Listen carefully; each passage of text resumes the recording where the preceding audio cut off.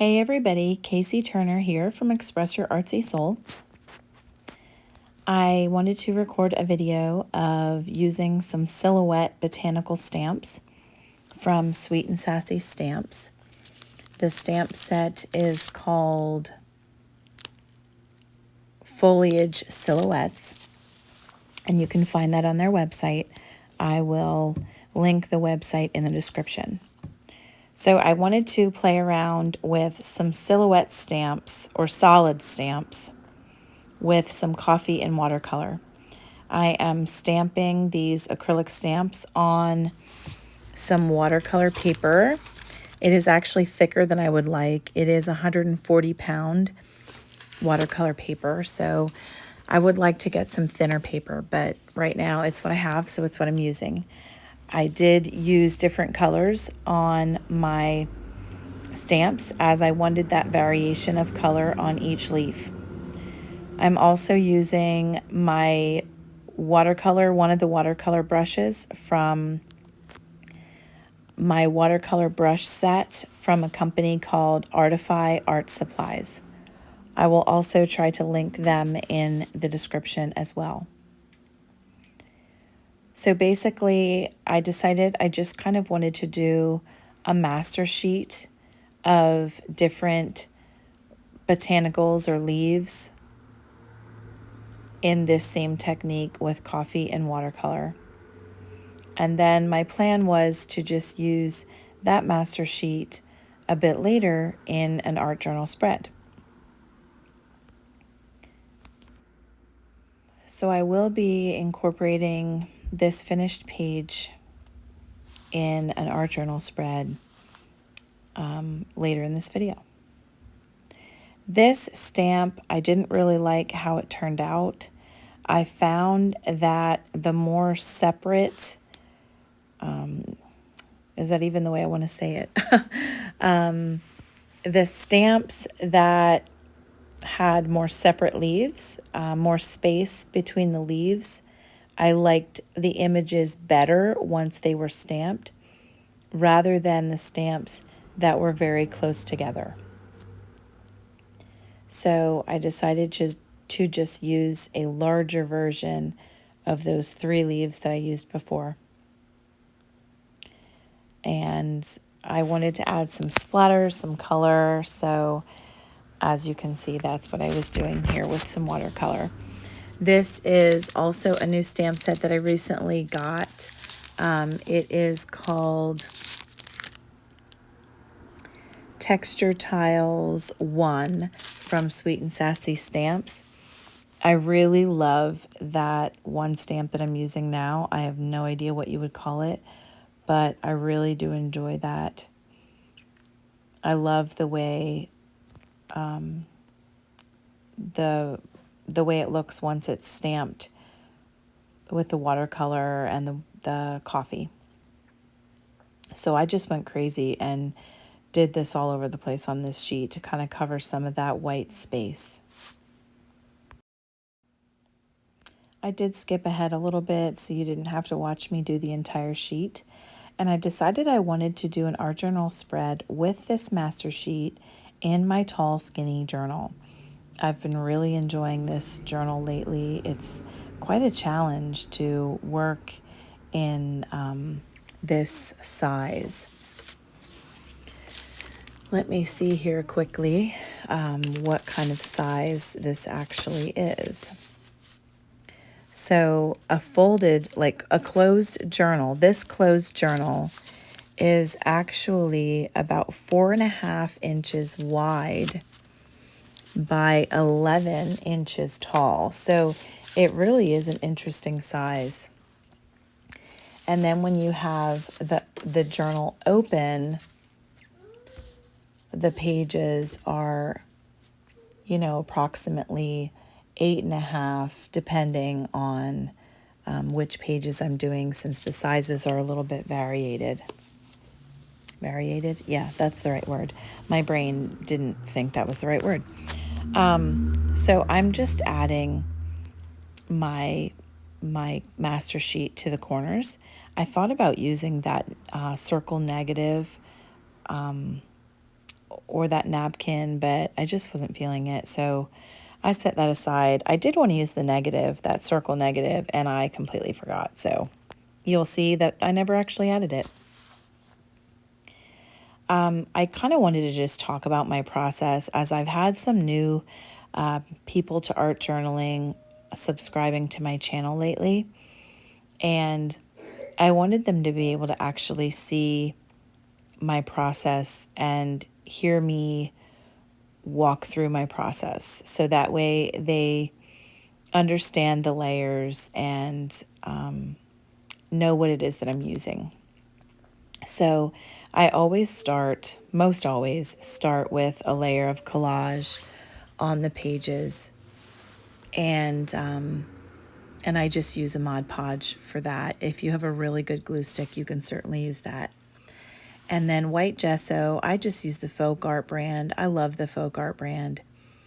And I'm just covering up some of those torn edges to blend it into the background so it doesn't look like I literally glued papers to the pages. I want to blend the edges of the pages together so it looks more uniform. In my head, I was thinking that I would bring in a bunch of green to pull out that really lovely green from the master sheet, and kind of have a lot of my background covered in green.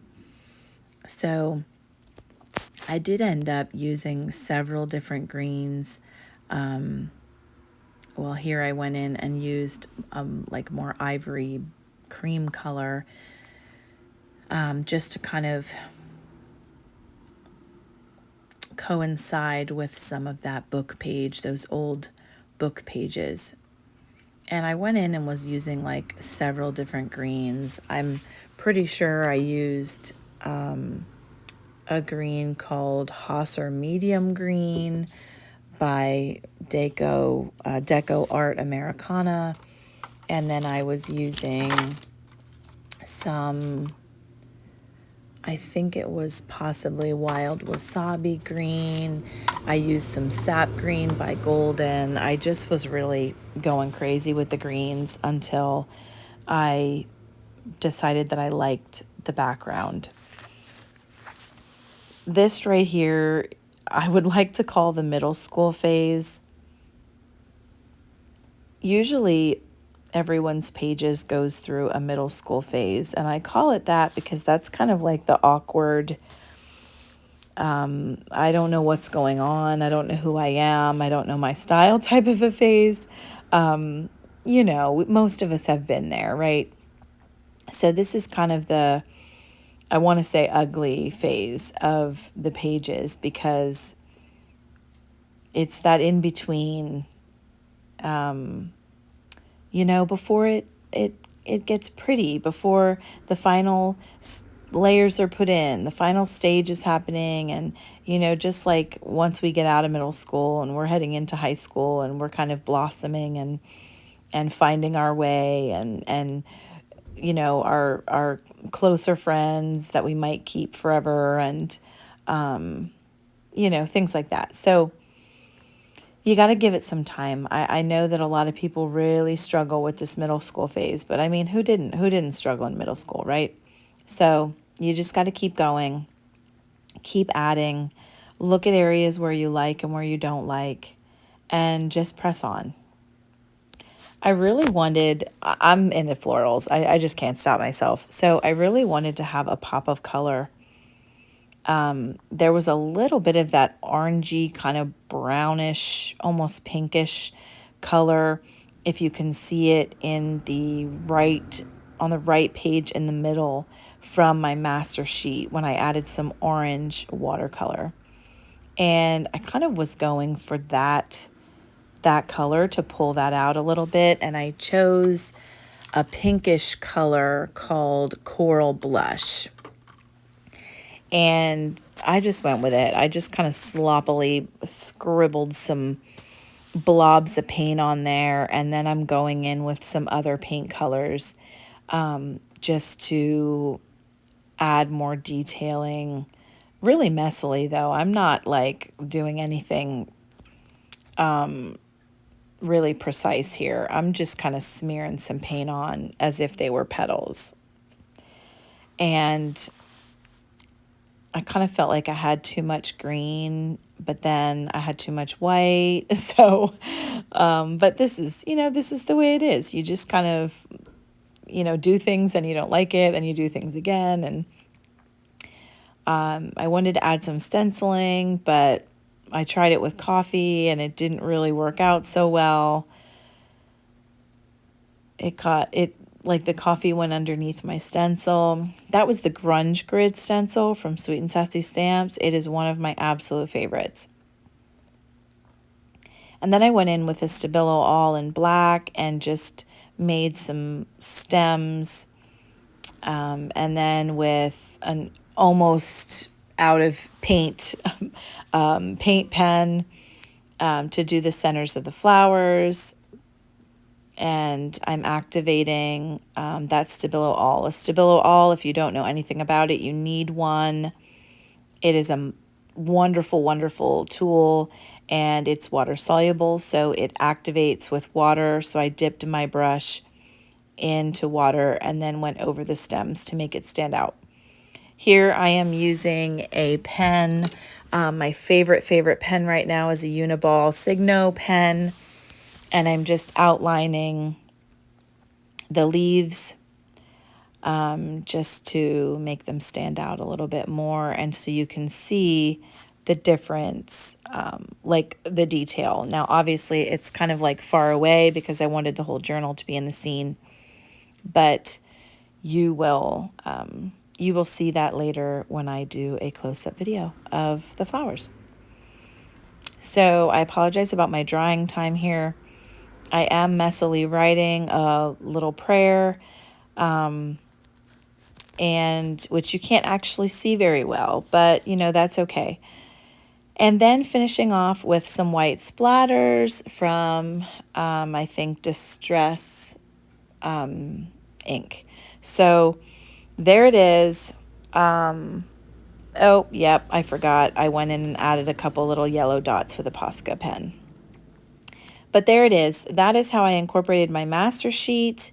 And clearly I'm thinking spring. Oh, yeah, I forgot. I added some like fluorescent or neon pink to the petals. You'll see that better in the end video. But thanks so much for watching.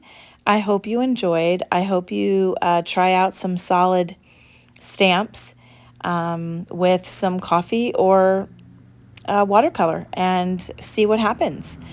Be sure to tag me. Let me know you tried it so I can see how it was. Thanks so much. Have a great day.